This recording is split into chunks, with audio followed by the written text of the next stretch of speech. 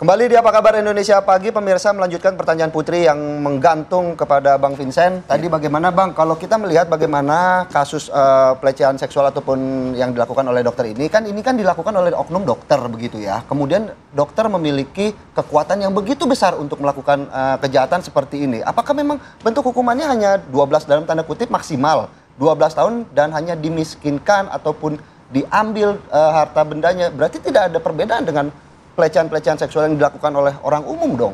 Padahal dokter memiliki kekuatan yang begitu besar begitu. Ya, sebetulnya fokusnya sebetulnya lebih pada unsur menyalahgunakan kewenangan itu. Ya. Jadi siapapun profesinya dalam konteks menyalahgunakan kewenangannya, kedudukannya, itu memang ancamannya maksimal 12 tahun penjara itu. Ya.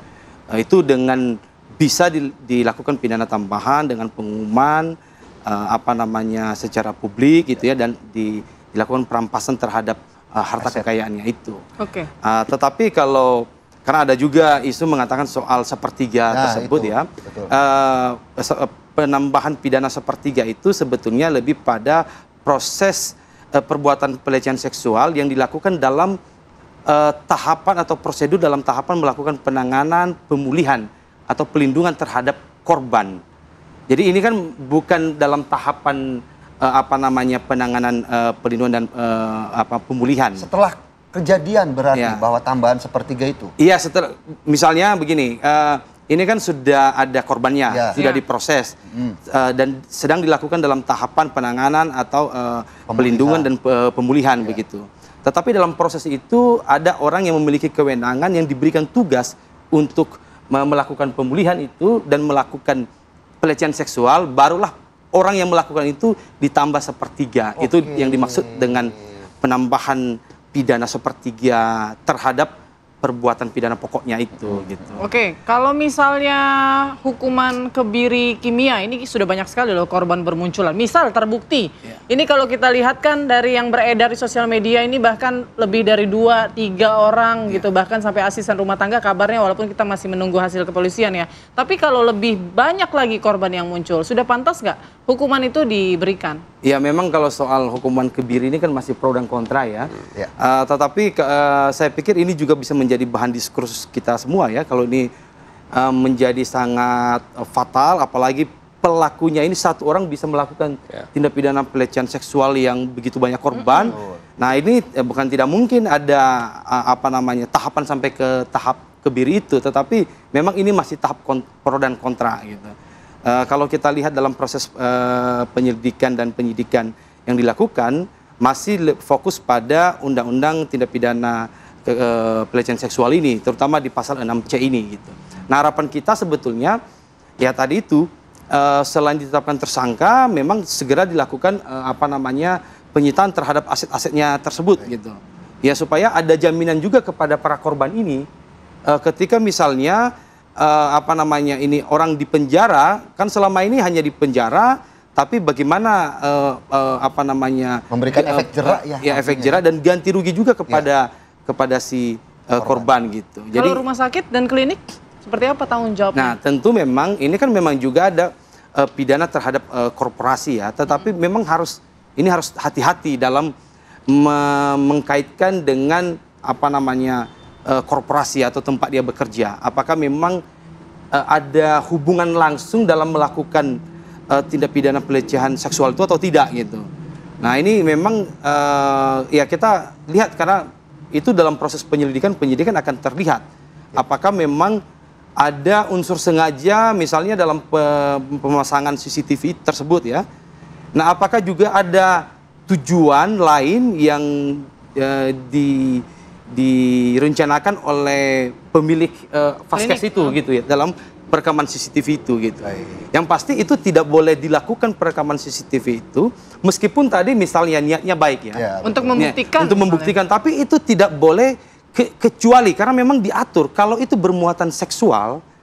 Karena memang kan penanganan medis tersebut pasti bermuatan seksual, membuka, memeriksa begitu, dan wajib atas sepengetahuan daripada korban. Selain daripada itu juga harus hati-hati dan ini bisa menjadi berkembang kasusnya. Siapa yang mentransmisikan rekaman CCTV tersebut? Apakah memang itu keinginan daripada korban atau tidak gitu. Nah, ini juga ada ancaman pidananya.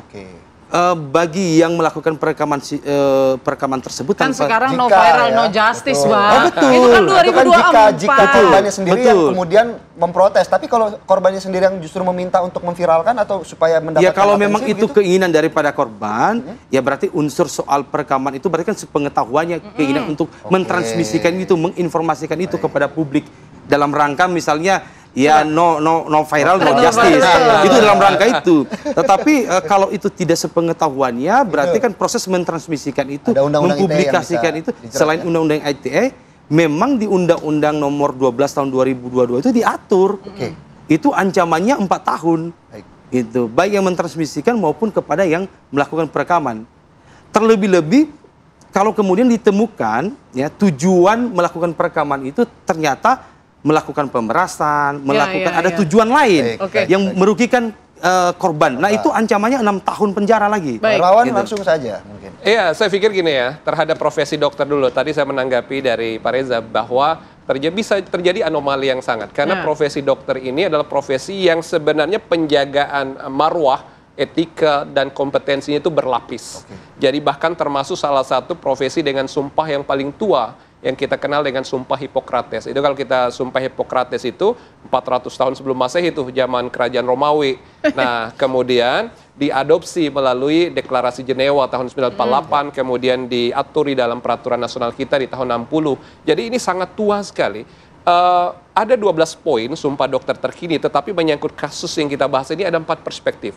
Jadi dokter itu pertama melindungi peri kemanusiaan. Yang kedua menjaga martabat dan susila itu sendiri. Bahkan disebut dalam sumpah nomor 2 itu harus bersusila. Jadi kalau tindakan ini asusila itu mengkhianati sumpah itu sendiri.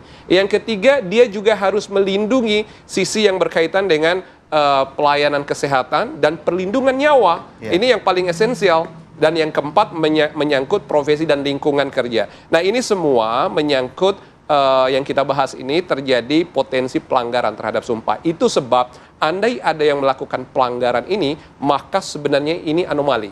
Karena standar kompetensi termasuk etik profesi dan pembinaannya itu berlapis. Maka itu yang saya setuju dengan Pak Reza, ini bisa menjadi anomali.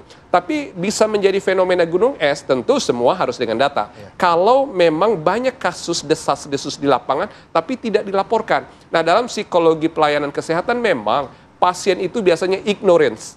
Dia tidak paham prosedur medis, konsekuensi dari tindakan medis, dan bagaimana tata laksana yang seharusnya. Atau mungkin takut, karena ini kan menyangkut masalah pelecehan seksual. Artinya mungkin para korban juga enggan untuk bercerita begitu, untuk melaporkan. Ya, tentu saja justru itu. Makanya yang harus kita lakukan ke depan, kita stop sekarang, gitu ya. Kita lakukan upaya pembenahan dan penguatan pencegahannya.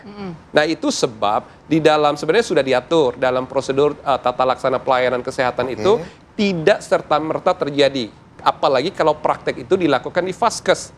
Karena Vaskes itu punya prosedur, punya asuhan pelayanan medik, punya asuhan pelayanan keperawatan, kebidanan, dan seterusnya. Sesuai dengan profesional, siapa tenaga kesehatan yang memberikan pelayanan. Jadi ini berlapis. Nah terkait juga dengan CCTV tadi, yang perlu kita tekankan itu bukan bagian dari prosedur rekam medis. Maka kerahasiaan medis itu sangat tinggi kedudukannya. Kalau terjadi kebocoran informasi medis, ini bisa dilihat dari 2 aspek saja. Ini dari perspektif pasien yang punya hak atas informasi medis, atau memang pemilik rekam medis, itu adalah Vaskes. Nah dari 2 sisi ini, penggunaannya seperti apa? Hanya 2 dimungkinkan, dari Vaskes atau dari pasien. Dan boleh dibuka kalau itu ada perintah hukum, pengadilan dan lainnya. Selebihnya itu bisa menjadi wacana yang kita bicarakan secara perspektif hukum. Baik, saya ke Mas Reza. Mas Reza, saya masih penasaran soal anomali, apakah gunung es, kalau anomali kan mungkin hanya satu yang berbeda mungkin ya, ada kelainan atau perbedaan mencolok begitu dari umumnya begitu. Tapi kalau ini 2 dokter saat ini sudah di waktu yang berdekatan dan ternyata korbannya banyak, masih bisa kita bilang anomali. Bukankah ini bisa dikatakan gunung es sebetulnya? Nah, dengan demikian kita harus beringsut ini. Pembahasan tentang asumsi gunung es ataukah anomali jangan lagi berkutat pada angka atau data kuantitatif. Tapi kita harus meninjaunya dari perspektif kualitatif. Yang saya maksud adalah begini, sejak Indonesia punya undang-undang tindak pidana kekerasan seksual, kita semua ini harus bersepakat bahwa kekerasan seksual sudah diposisikan sebagai kejahatan yang serius, kejahatan yang berat. Sehingga betapapun jumlahnya 1, 2, 1000, 4000 atau berapapun itu, ketika terjadi kasus kekerasan seksual harus sekali lagi disikapi sebagai kejahatan serius. Pelakunya kalau terbukti sah dan meyakinkan melakukan tindak pidana itu harus dihukum berat. Nah, kalau kita kemudian memasukkan cara pikir kualitatif semacam ini, maka menurut saya selesai sudah. Berapapun jumlahnya, kita tidak lagi terlalu dipusingkan tentang hal itu, tapi ketika sudah terjadi peristiwa kekerasan seksual, terlebih dilakukan oleh oknum-oknum yang sepatutnya menyembuhkan, menyelamatkan, menyehatkan orang lain, pantas dihukum seberat-beratnya. Itu saja. Oke, baik. Nanti kita dalami lagi ya soal fenomena oknum dokter yang berani begitu melakukan aksi pelecehan di tempat prakteknya. Tapi sesaat lagi pemirsa, kita masih harus jeda terlebih dahulu. Kami masih akan kembali usai jeda berikut.